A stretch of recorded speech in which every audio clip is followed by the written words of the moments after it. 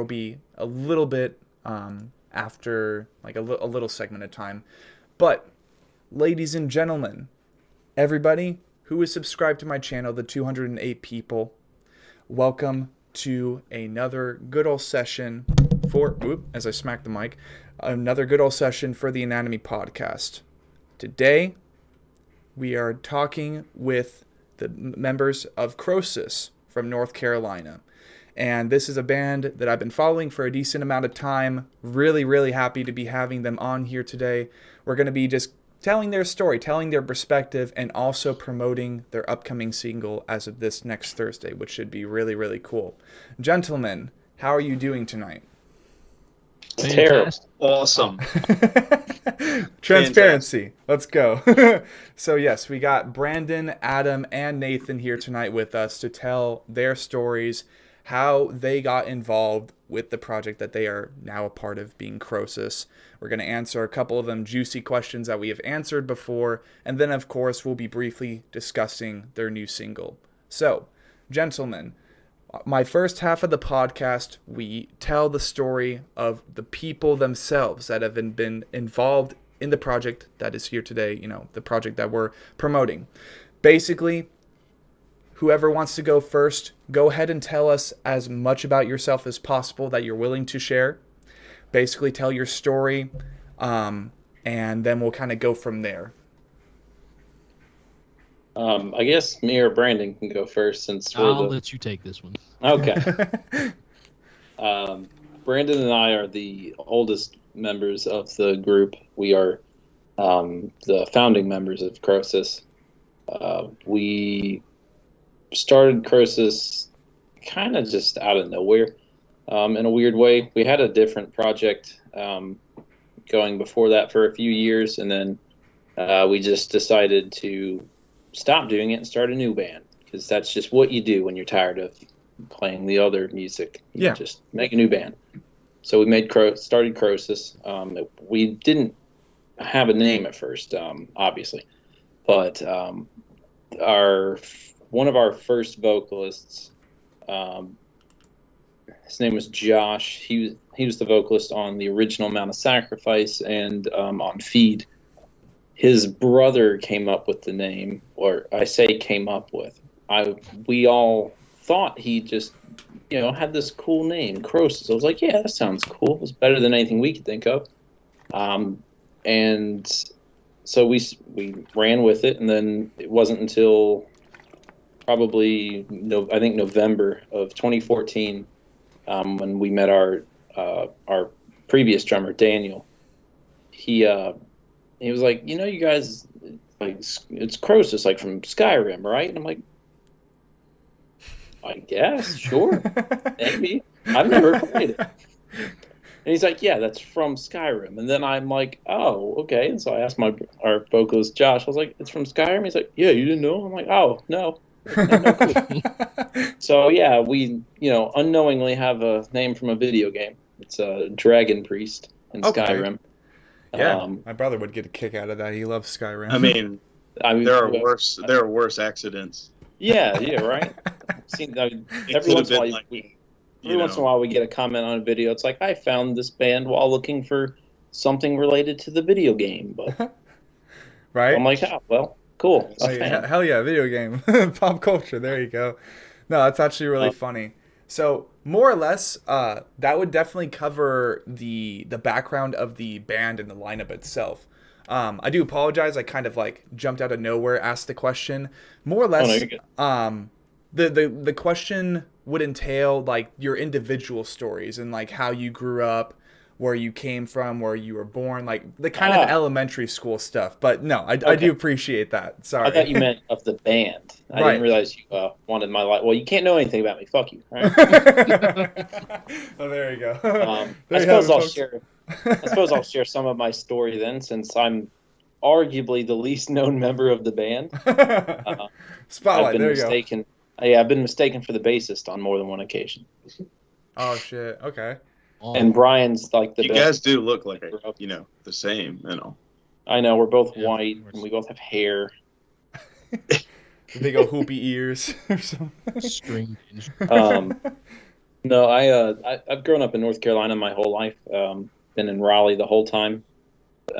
Haven't The only traveling I've ever really done has been with the band. So fairly normal comeuppance. I can't remember specifically when I got more like heavily into metal.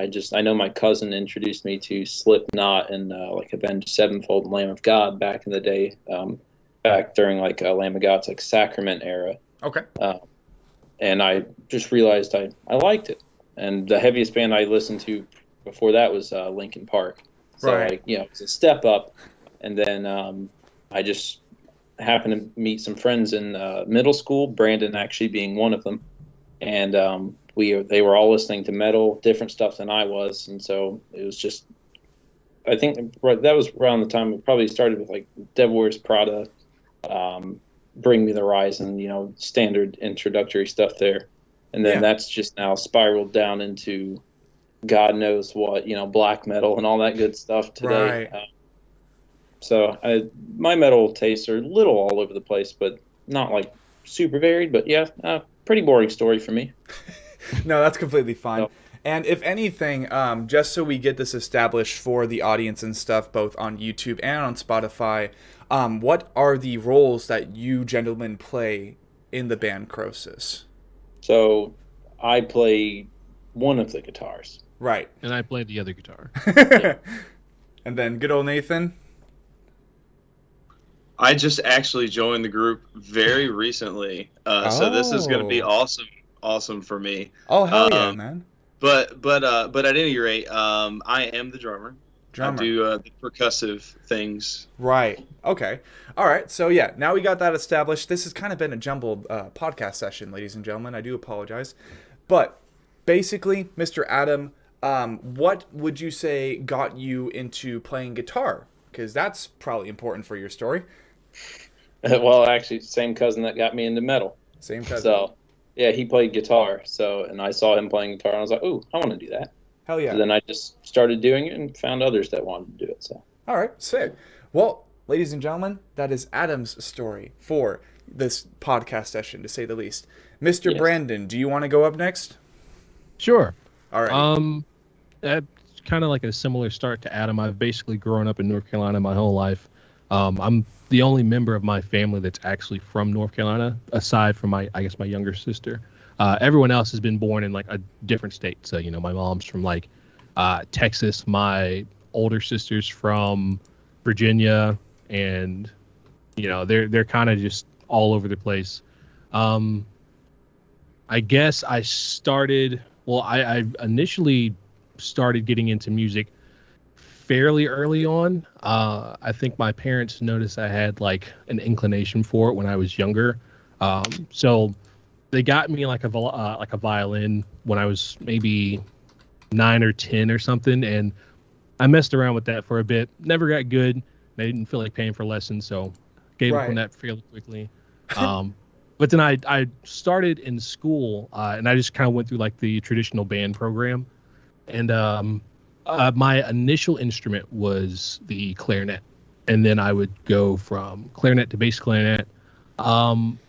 After about like a couple years, I think there was I'd always wanted to play guitar, but there was an opportunity for me to switch to a stringed instrument while I was in school. So like they needed a bass player for the jazz band, so I was like, sign me up, because I need something with strings. Just give me anything I can. So that carried out throughout the rest of my middle school and high school career. I basically did double bass for about 6 years. So that's kind of like my primary string position.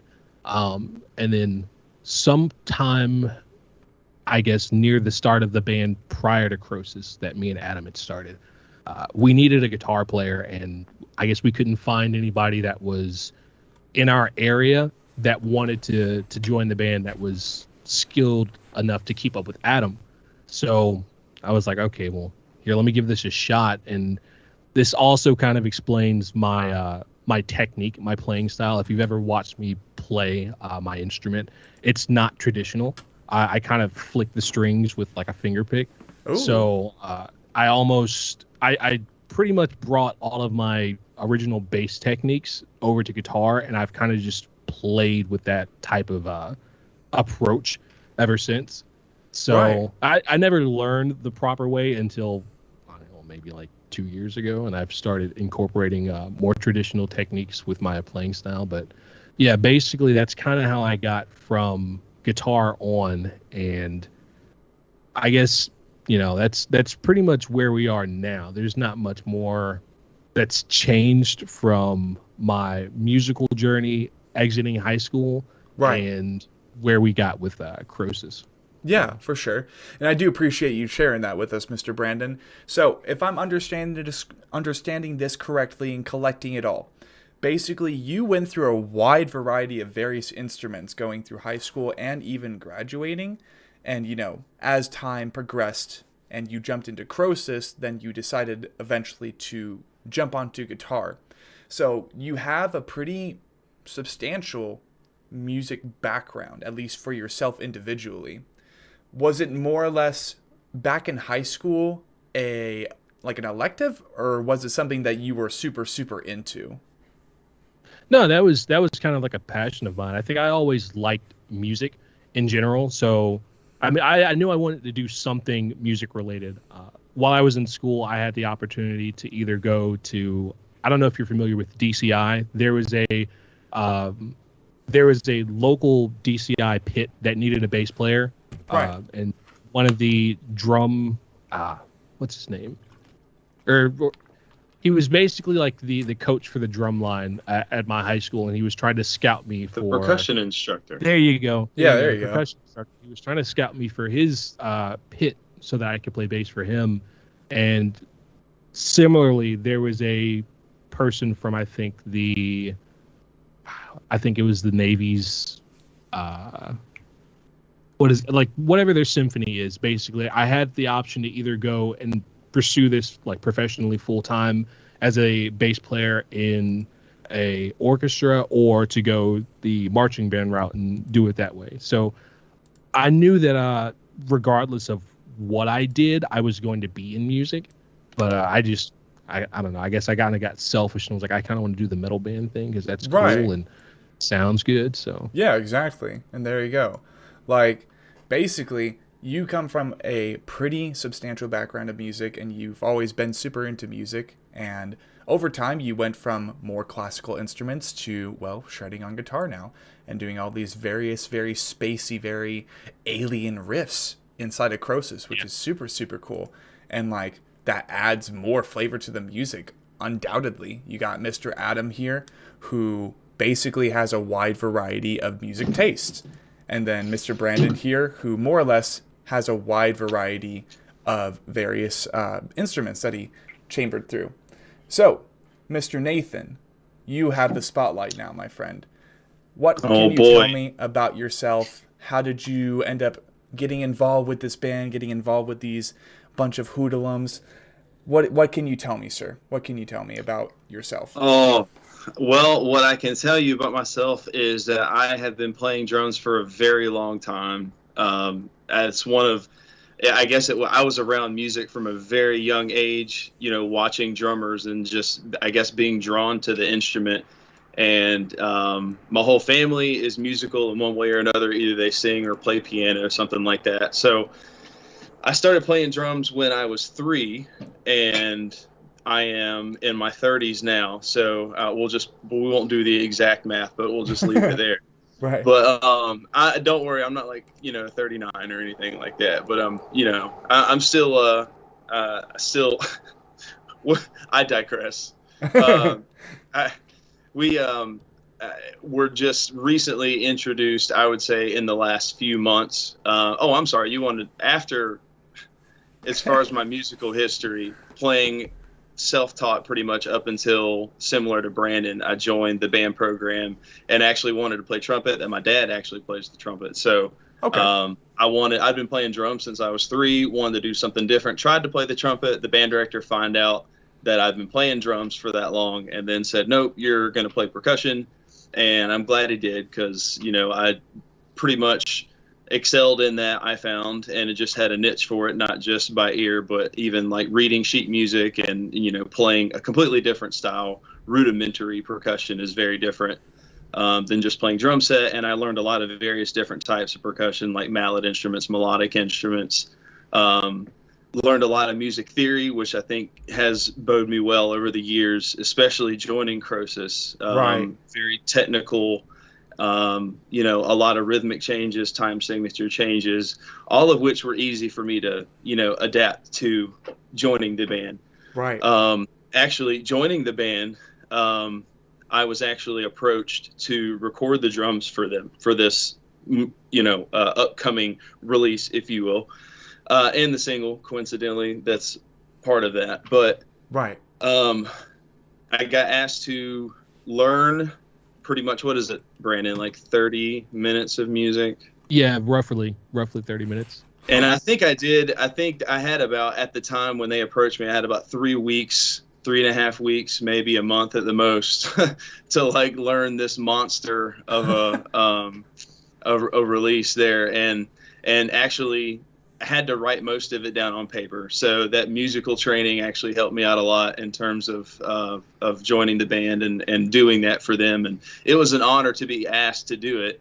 But after that, we just developed a relationship over time. And, they kind of hit me up eventually and were like, hey, what do you think about, coming to jam and learning some of the older songs and, see what came, because I know they were doing auditions as well. So it was kind of in that whole process. Since I did the recording, they are like, hey, let's just come try it out. And I think we just kind of meshed on more than like musical levels. I think we all get along fairly well. We're all hoodlums, if you will. Yeah. No, that's absolutely super cool. But yeah, no, it's really exciting, and I'm really excited to write some new things as a member of the band, because I actually just came in and performed what was already there for me. Right. And I'll use a lot of my background, classical, jazz, world styles, gospel, all those elements of drumming. I mean, I'm not saying, gospel influences in the music. I mean, if you're ever familiar with the term gospel chops, Okay. I incorporate a lot of linear fills and stuff like that are associated with that type of music. I implement a lot of unique things, I think, that are going to accent and, really bring to life a lot of the more technical elements of their guitar parts and stuff like Right. that. So I think writing new music is going to be fun. Yeah, that's a great way to say that.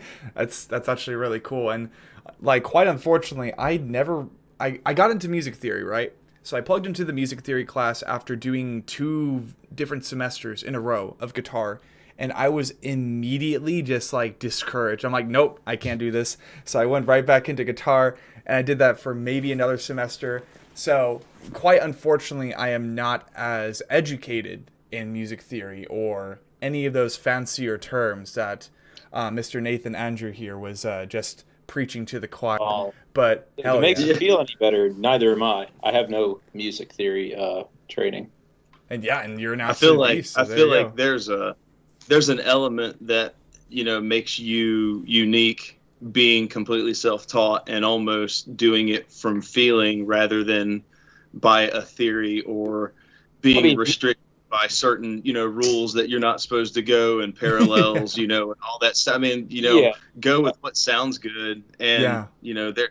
But when I think it's important to have that natural ability mixed with. But if you can take that and then add a little bit of knowledge on top of that, Exactly. It just helps you kind of like appreciate like music as a whole when you can kind of understand the rules behind something. Yes. It's like, oh, okay, this is why this chord progression sounds good because this is the correct way for this to go. Yeah. More or less, it's just that educational background, that fancy word that makes you feel just like, a little bit more established as a musician. But for sure, like from a creative standpoint, it's like, sometimes you don't need that education. You don't really need that background to make some badass music. Plenty of bands out there can demonstrate that in full. But by all means, gentlemen, thank you for sharing your stories. Thank you for sharing your background and basically the path, the journey that has brought you to this point. And I mean, it's awesome because that managed to take up the first half of the session. So, with those stories, with those journeys being provided to us, bringing us to this point, it is now October in the year 2021. Thursday, these guys have a new single out. We'll get to that later in the session for sure, but just mentioning that again. Now we will get to the juiciest details of Krosis. So, first question being, this is a question I ask every band, and I mean, if it was up to me, I'd be asking every band in the world just to see what their answer was. Obviously, there's a little bit of improv with the name Krosis, the band name, and people are like, "Oh, did you guys name it off the Skyrim character?" So, if anything, if there wasn't a story, a deep meaning behind the name in the first place, has there been a meaning and a story that you guys have formed over time that could be the meaning behind the band's name? I don't think so, honestly. Like, I basically, like, if people ask me, I tell them the same thing I told you earlier. I just was like, oh no, just had no idea. It was just this little a fluke, if you will. It's just like, I don't know. I mean, how do like half of all bands name their band? There's not half the time. There's no deep meaning. They're just like, well, it sounded cool. It's like, yeah, for sure. Pretty much what we thought. Right. And I mean, it is one hell of a name.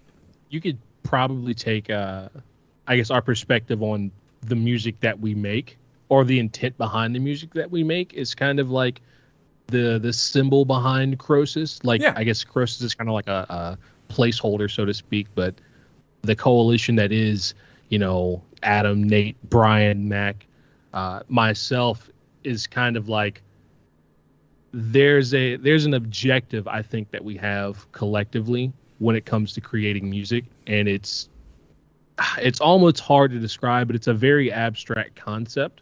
Right. And I think that we try and let that show out throughout our discography. Yeah. So, when you're listening to a Krosis song, there's like a lot of different areas that are intentionally supposed to be covered, because that's part of that abstract vision that we kind of have in mind. Right, definitely. And throughout the discography of Krosis so far, I mentioned this before we even started the session, it feels, when I first listened to it, and first listened to Memoir of Free Will, which is, my first record, and then I went back in time, went to the other records, it is the best parts, genre-radically, of Enterprise Earth, and the spacey vibe that Rings of Saturn brings, but, just like, I don't know, I prefer to listen to Krosis. Now I'm just like, you know what? This is my alien technical death metal band, and I love that. I absolutely love that.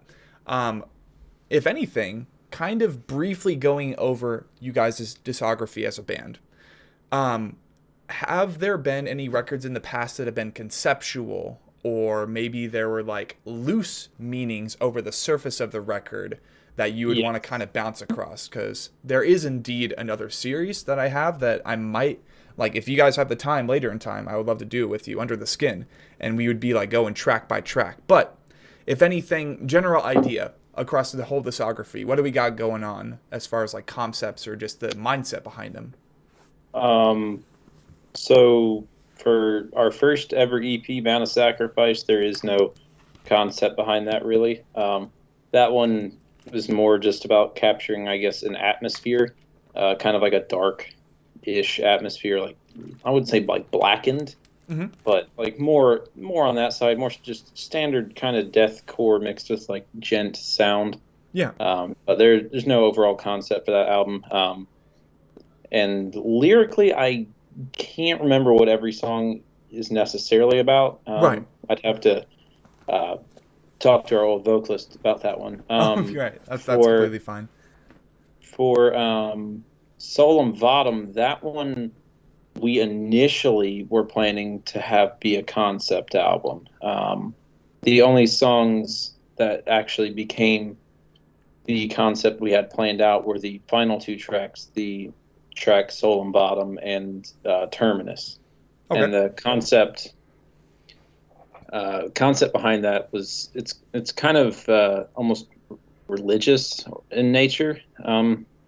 So Solum Vadum, when translates to, I it's not Sun Singer specifically, but that's what we went with. I think it translates to Sun Speaker or something of that nature. Okay. And so and that's from a video game actually. Sun Singer is from Destiny.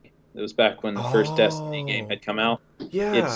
I think it's one of the I can't remember what they're called. One of like the subclasses or for like a warlock or something. Yeah. You're right. So I just liked the name of it, and so I kind of created an idea in my head of what could that be. So the Sun Singer is this sort of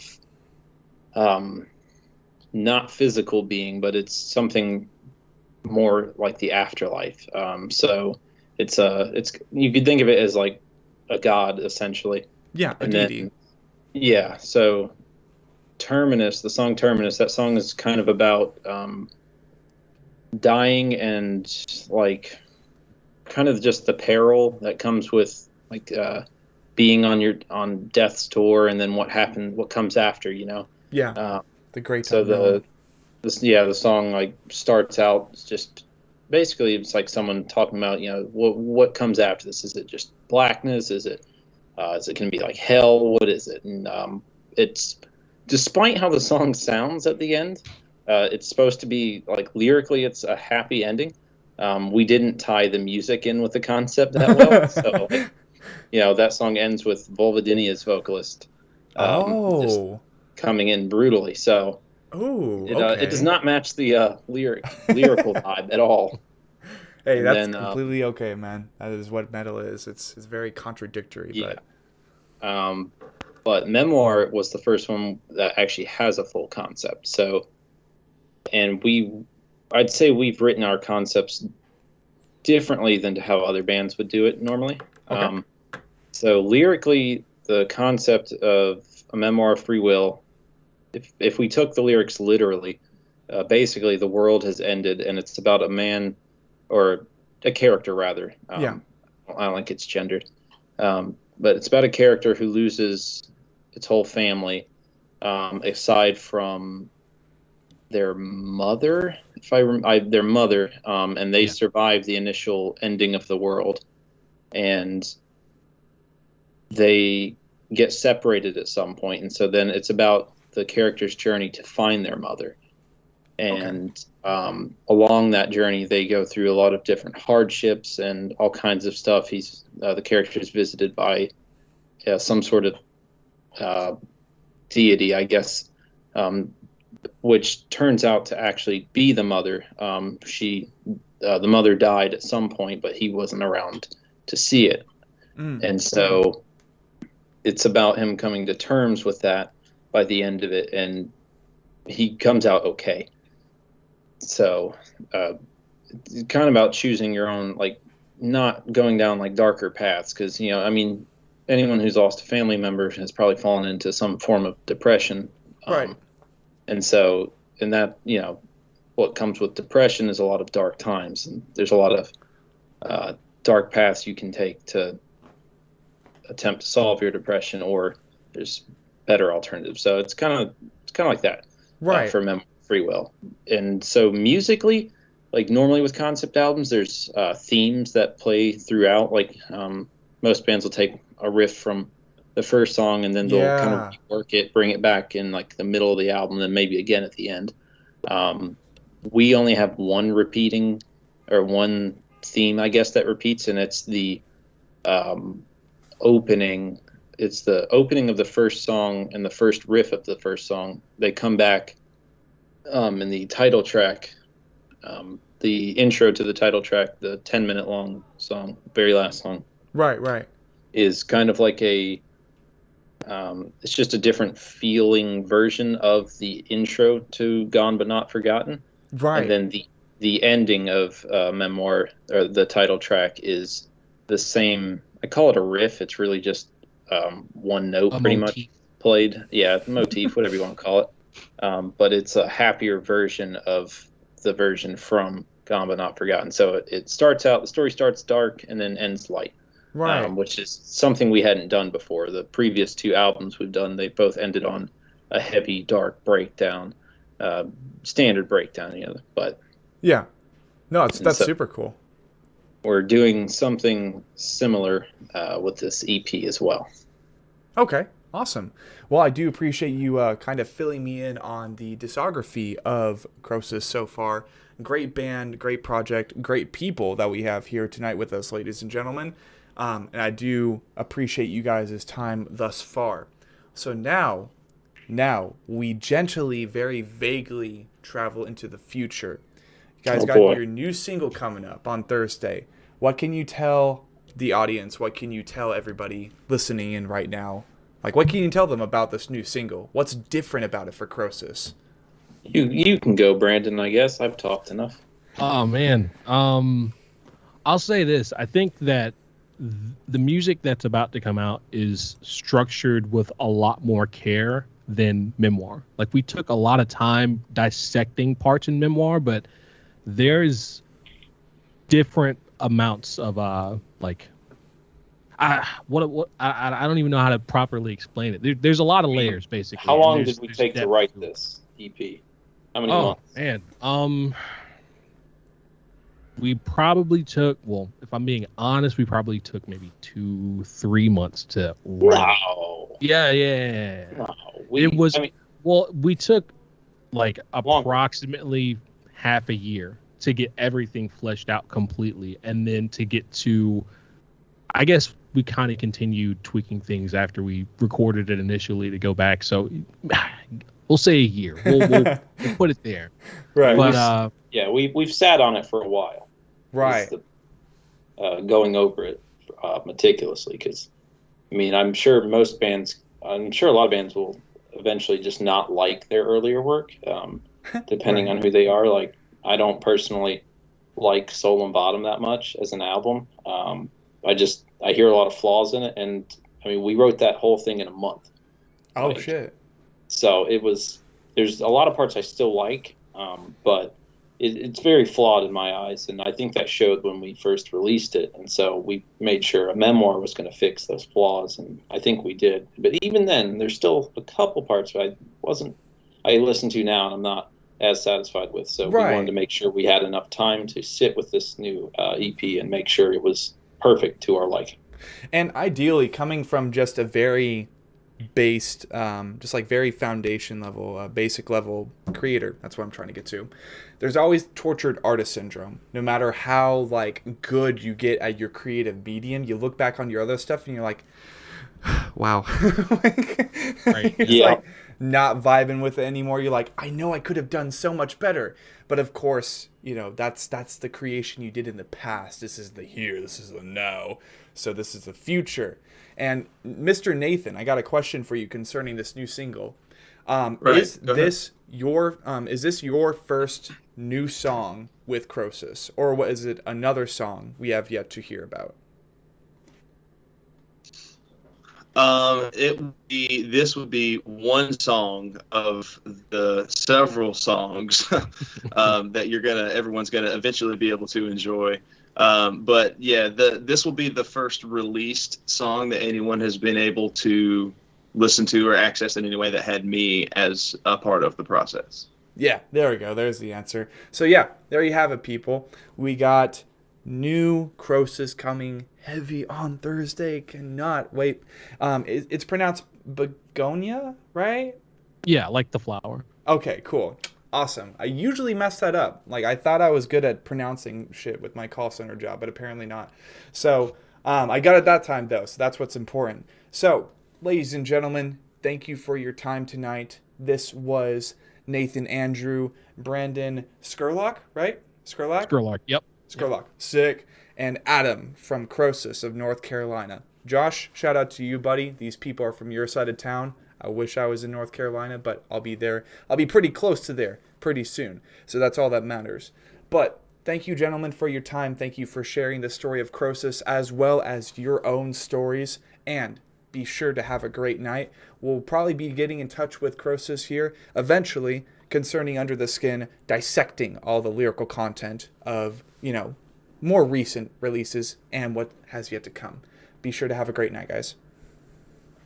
Thanks for having us. Yes, of course. Later. Thanks, appreciate it. Mm-hmm. taking a little bit. Ooh. There we go.